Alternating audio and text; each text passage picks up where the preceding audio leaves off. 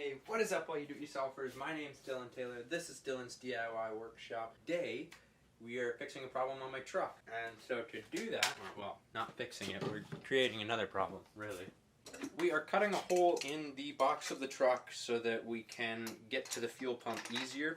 I'm having a bit of an intermittent fuel pump problem, and so I don't want to keep getting stranded.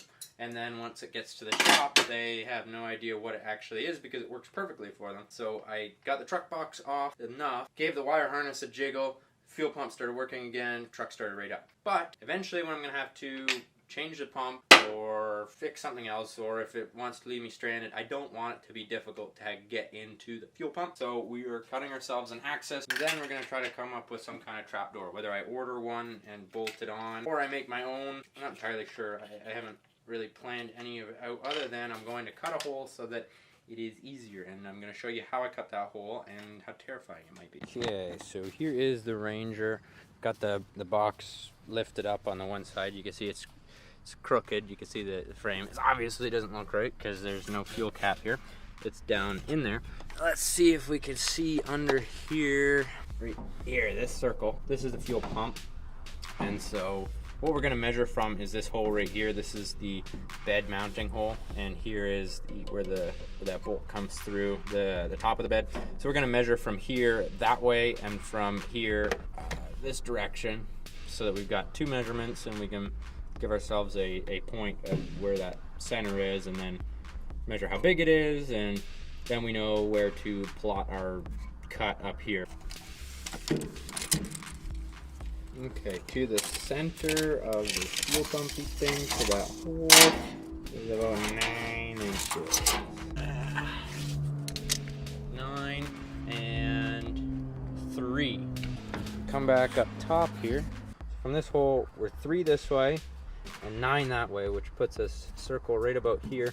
I'm gonna cut out right here. I do want to get the box a little bit further away from the gas tank before I start cutting into shit, but it doesn't have to get too far. I just don't want it to blow up on me. Maybe I'll just stand it right on its side. Like, how far? Oh, yeah.